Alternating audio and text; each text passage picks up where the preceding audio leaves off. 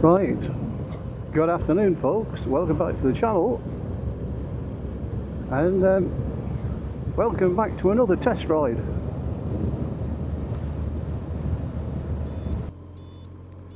And today I'm just outside Barnsley. Right, so I'm heading for Roden Trials. BSA distributor, dealer, call it what you like. And here we are. I'm here to do a test ride on the BSA B65 Scrambler. Okay, let's go and see what they've got to offer. See you in a bit. Right, well, this is what we've got to play with today. This is the BSA B65 Scrambler. Right.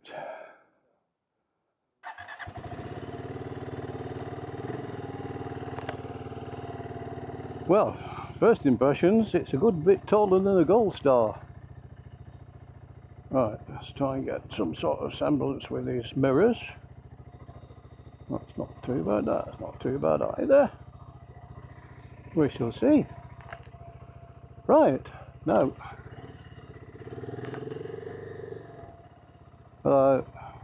Why have I got the engine light on?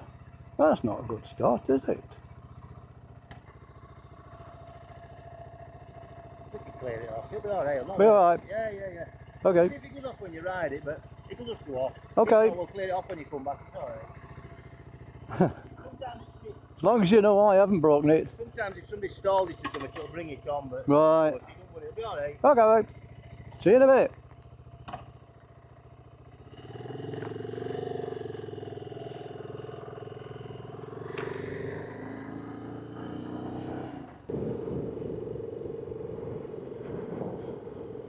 Right, immediate impressions. It's completely different to the Gold Star.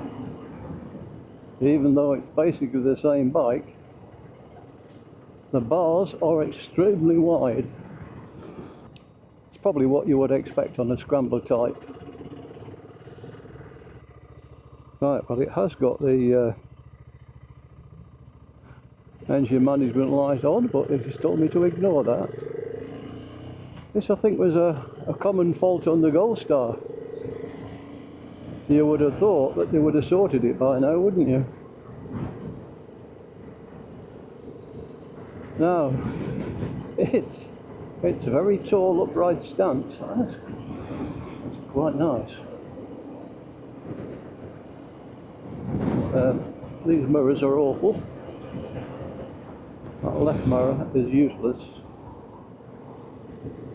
Doesn't appear to be a gear indicator.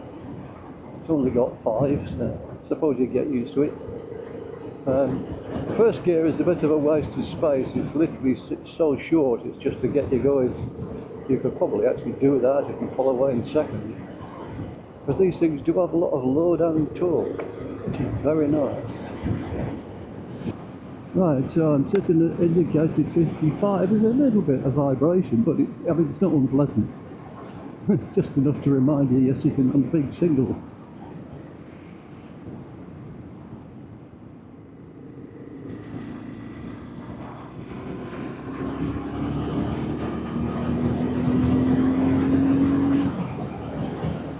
It does pull very well.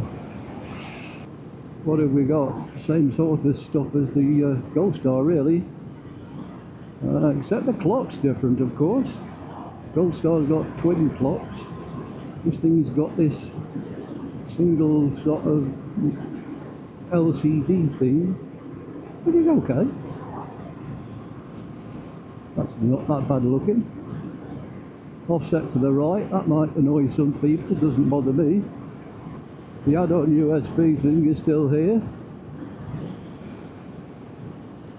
I know some people have turned that upside down on the Gold Star. It does handle nicely, I'll say that. Seat's comfortable, very comfortable indeed. It's quite firm, but it's nicely padded, and it's quite high. These are the sort of roads that this thing was built for. You know, I mean, it's probably perfectly capable of doing light off-road stuff, gravel tracks, that sort of things. Wouldn't do any serious stuff on it, but it's that's not what it's there for, is it? I mean, it's a scrambler in name and alone, like all of the so-called scramblers. Street scrambler, I mean, that's a contradiction of terms, isn't it? My idea of a scramble is the sort of thing that I used to watch on a Sunday morning with my dad on the telly. Works Nortons and ADSs and things like that. They're proper scramblers. These aren't. They're a fashion item, aren't they? Really. It's you're never going to go scrambling on them. But the same could be said of sports bikes. Most people never take them on a track, you know. You've got all the gear on them, all the graphics. It's either 46 or 93, isn't it? And all they do is ride around. Now, what else could I see that's different? Well, the right-hand switch gear is about the same. The left-hand switch gear is this weird cube thing that people are going on about. It's the same one fitted to the Bantam. The M switches between the trip meters. The S resets it. The up arrow does something, I'm not sure what. I'll just press it and see what happens. Oh, I'll just put the main beam on. But I know for a fact the bottom one doesn't do anything. It's a dummy. It's obviously something that they lifted off another bike and just used part of it. Keep the cost down. Well, this thing feels tall, but I can flat foot it very easily. I'm 5'10", 32-inch inseam, and it fits me fine. I don't like these little trigger things here for the headlight. I had exactly the same thing on the Triumph Speed 400. You keep catching it. I suppose if it's if it's your bike, you get used to it, but I don't know. I just find it a bit annoying.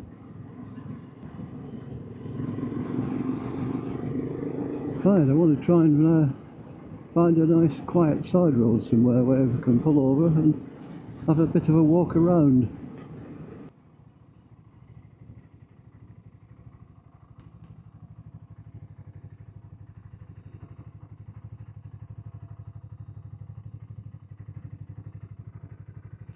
Right.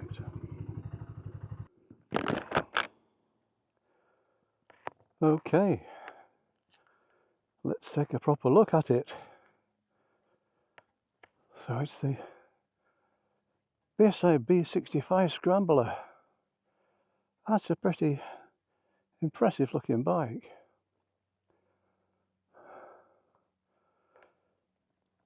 These are Pirelli Scorpion Rally tyres, sort of pseudo off-road, port gaiters, LED lighted with a very nice BSA badge on it, quite a small headlight. As are the indicators. I like the small indicators, not them big chunky things. The engine, well, I think they've done a really nice job with this. I do like these covers. Very nice. And here, I think it looks a lot better than the Gold Star. A lot better.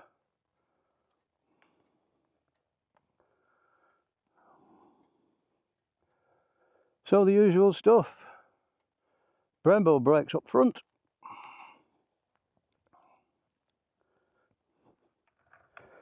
Oh, that's a Brembo as well on the back. No sensor stand with these things. There isn't on the Gold Star, and there's no way you can fit one. So you'd have to resort to a paddock stand. And just like the Gold Star, there's no facility to fit bobbins on the swinging arm.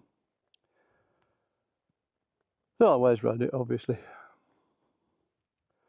So yeah, nice looking bike. Obviously this is the all black version. My personal preference is the Victor yellow and chrome.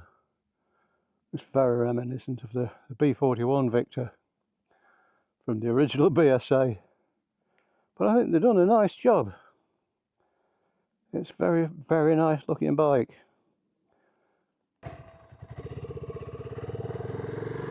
Right, let's go.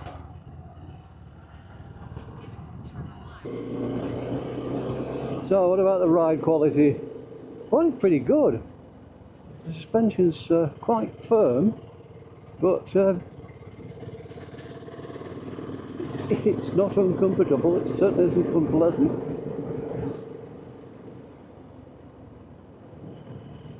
I prefer it slightly firm to being soft and soggy. It's a very easy bike to ride, I'll say that. Once you get used to the wide bars.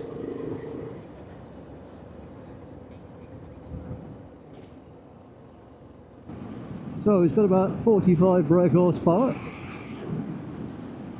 and that's plenty.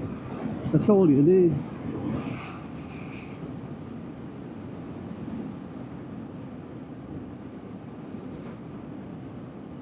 Now, would I prefer this to the Gold Star? I don't know. I'm not sure. I'd have to ride the Gold Star again to decide. It does handle well.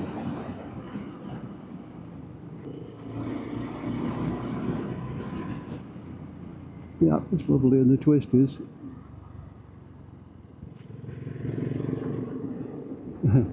These big wide bars make it rather easy to counter steer.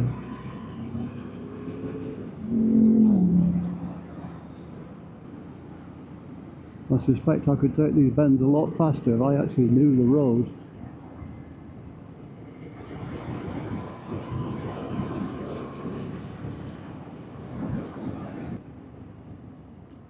You get so much torque from these long stroke engines.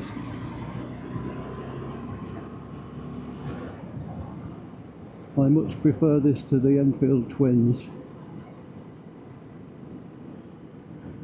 Not that there's anything wrong with the Enfields, it's just they don't have the character of a big single. Bit too smooth. Well, that's horses for courses, isn't it?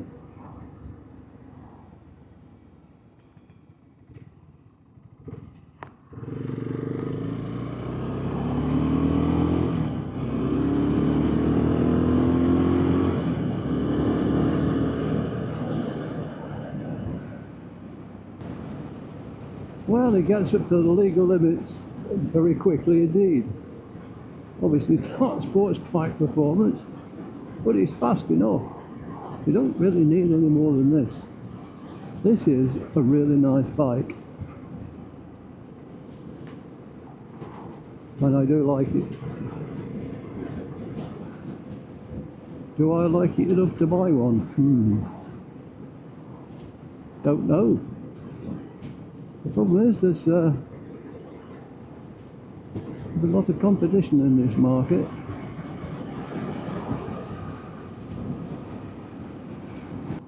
Verdict, very nice bike. Engine is excellent. Well, it should be. It's been around for donkey's years. In various forms. It's obviously the Rotax 652 single. Been around for years.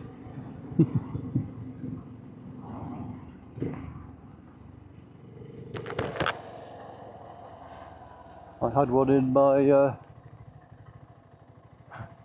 1997 BMW F650. That was slightly different, but it was a carburettor model, not fuel injected like this, of course. And only had 33 brake horsepower. But that was okay. You know, I'd sit at 80 on the motorway, no problem. Right, so we're just about back at the dealers.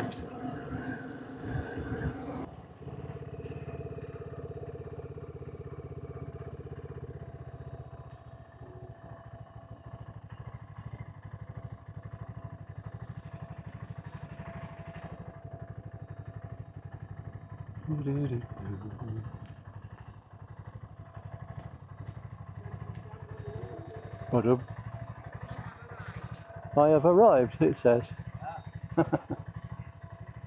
We can find neutral. There we go. Splendid.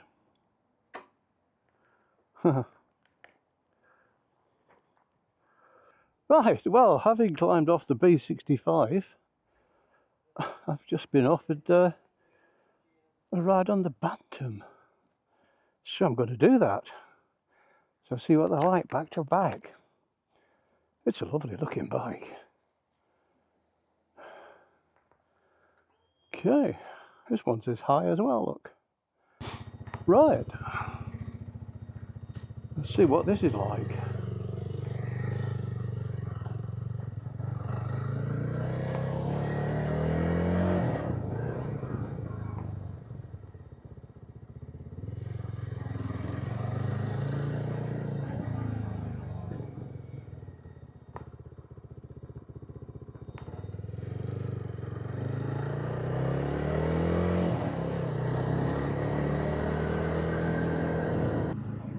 Right, so this is the 350 Bantam.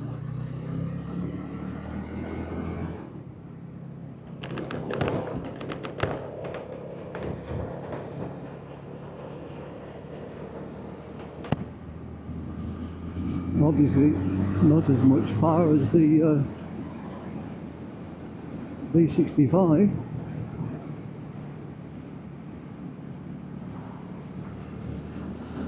But I'll tell you what, it's no slouch. Whoa, that's good. Good way of killing yourself. Now, how does this feel?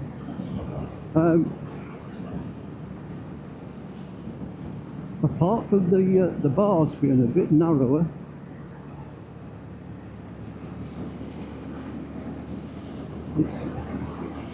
the riding position is almost identical to the B65. Obviously it's not got as much power. It's got to rev it a little bit more, but yeah, you can feel it when it gets into its power band. You can really feel it wanting to take off. You just have to rev it a bit harder.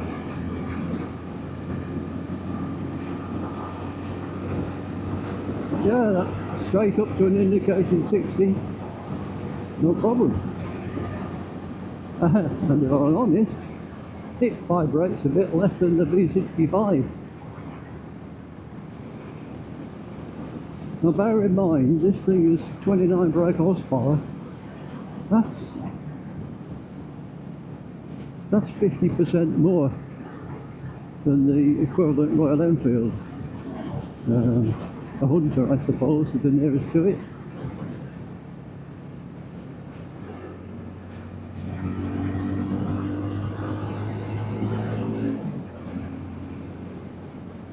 Well, I'm not surprised these things are selling well.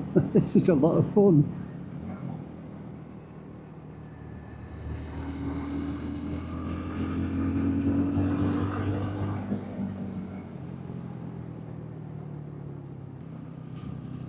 This does have the same silly switch cue here.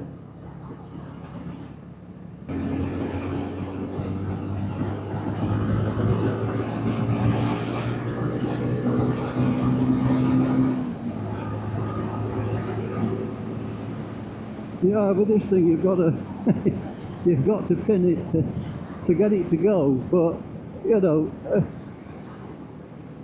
what do you expect? It's a 350, 29 brake horsepower. It's fun. It's fun. Right.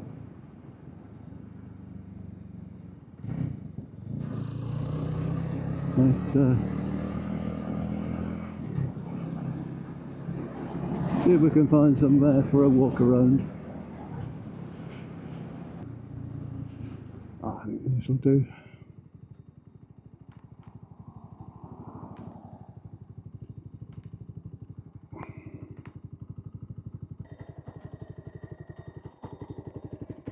Let's have a look. Obviously it's a lot smaller than the B65.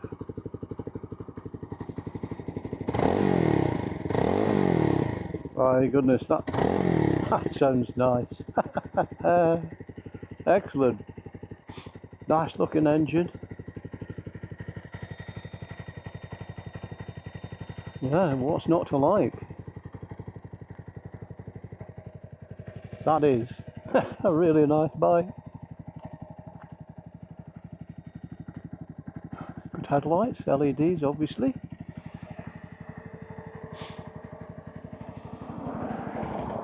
Yeah.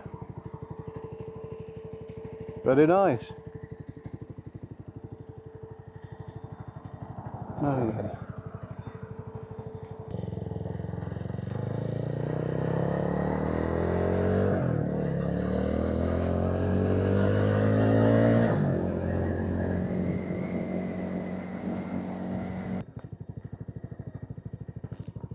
Yeah, bins are small and light. It's very easy to manoeuvre.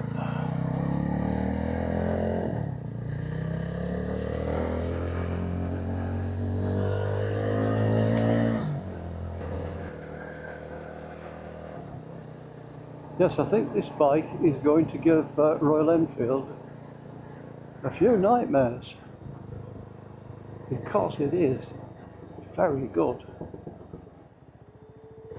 Alright, it's not a Bantam, of course it isn't. It never will be.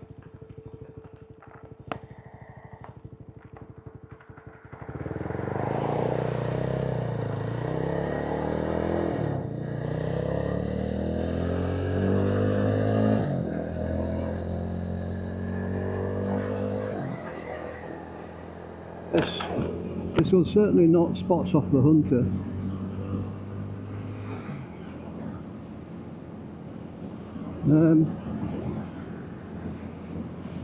Whether it can challenge the Meteor and the classic 350, I don't know. They're a completely different genre, really.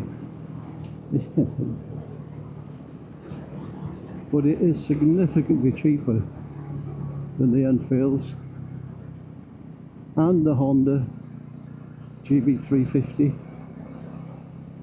and it's a lot quicker, because all the others are 20 horsepower.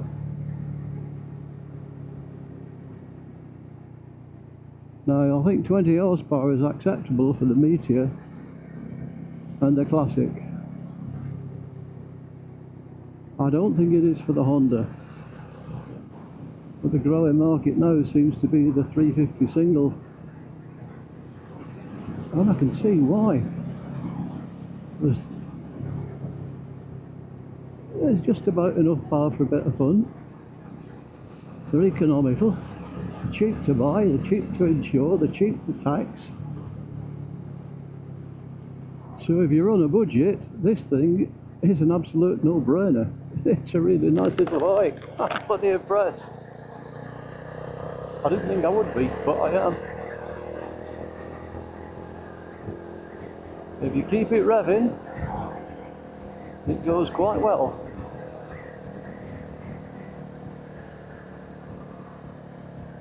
Comfort-wise, riding position pretty much identical to the Scrambler, to the B65.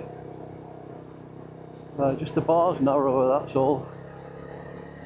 And for me, to be honest, I prefer that.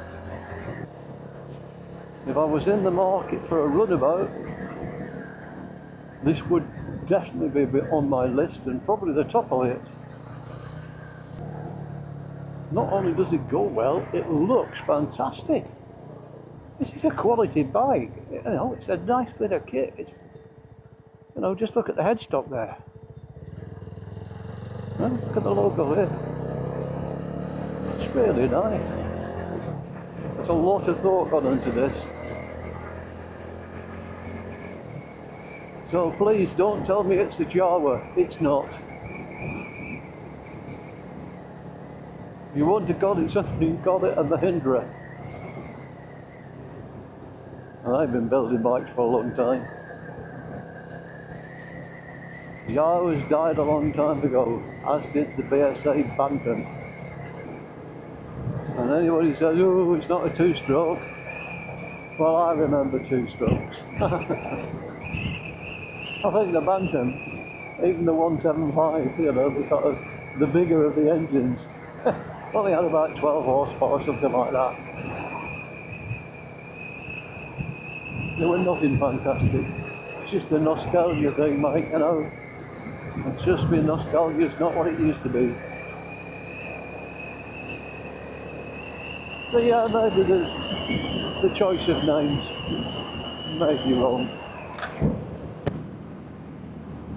It's nothing like a Bantam, but they'd have called it something, didn't they? Could have called it, I don't know, B65. No one would have objected to that. Call it the Victor, or the Starfire, or the Barracuda. All those classic names of the 60s and 70s might have been better. But it's a Bantam, that's what they've called it. I've also heard a rumour that the BSA have registered the name Lightning as well. I think it was registered at the same time as the Bantam, which is a couple of years ago now. So, does that mean there's something else coming? What's that going to be? 650? Will it be a twin? Should be, theoretically. It should be an A65 Lightning 650 twin. Don't know. We'll have to wait and see. But it looks like BSA have finally got their act together.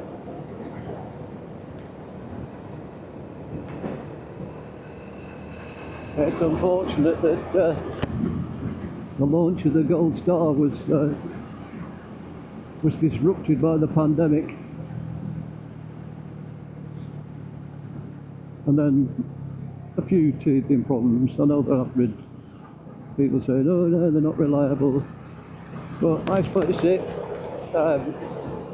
all bikes have problems at some point, but all manufacturers do. As long as they sort them out, not a problem. And I think most of the Gold Star's problems have been sorted now, apart from that engine light that I had on the B65. That was a recurrent thing. There was a workaround that apparently from that I saw on YouTube from someone who owned one and found a way to get rid of it. They said initially it was something to do with the way the ECU had been set up, and it hadn't been set up for the cooler climates of the UK. Well, you know, we're in the mid-20s today.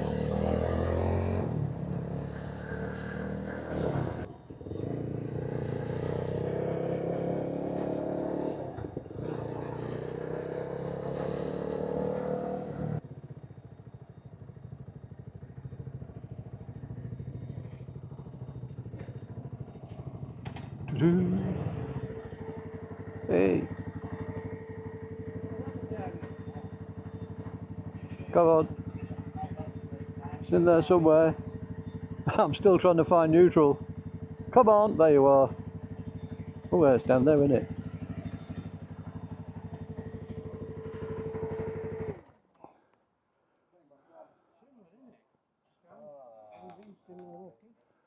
Right. It's a cracker, isn't it? Oh yes. It really is. That is a lot of fun. For money.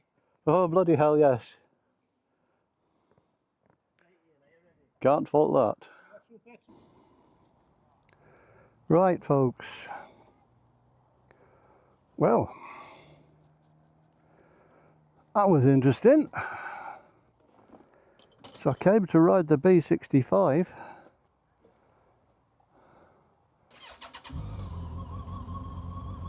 And I end up riding the Bantam as well.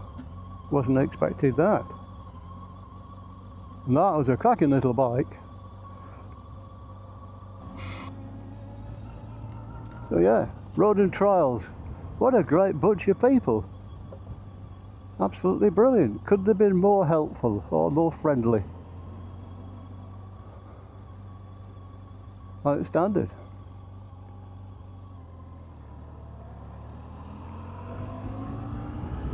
So there you go.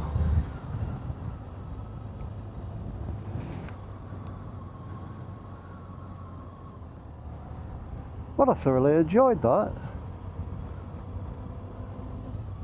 It's really nice to see BSA actually on the way back. Long may it continue.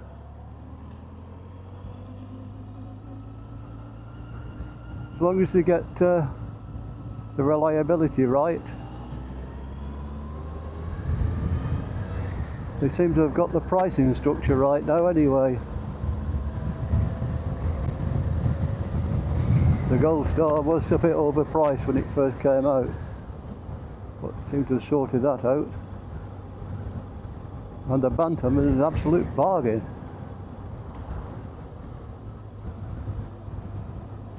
So there you go. 2 test rides in one day. Not often I do that.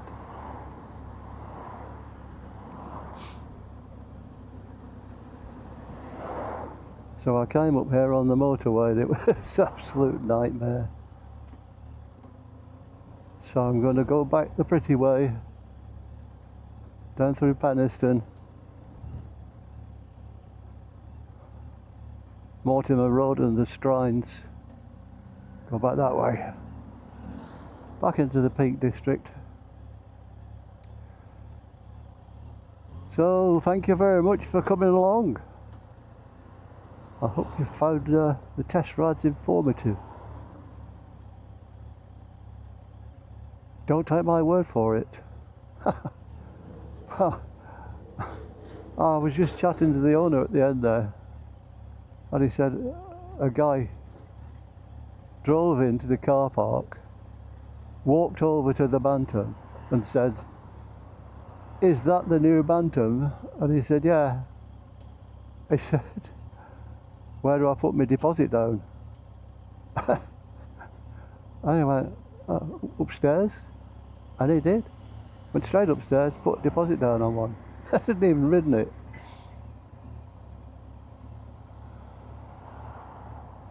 It's a well-proven engine.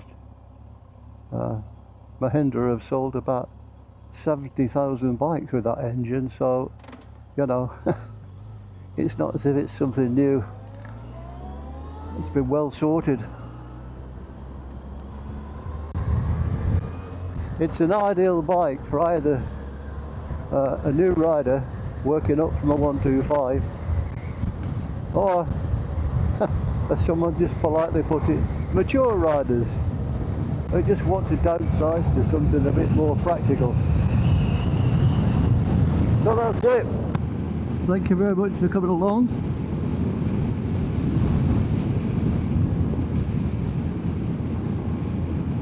And I can't recommend Roden Trials Barnsley highly enough. They're excellent, really, really nice people. So it's back on for me now. Whatever you're doing out on the road, take it easy, ride safe. Let's see you next time. Bye.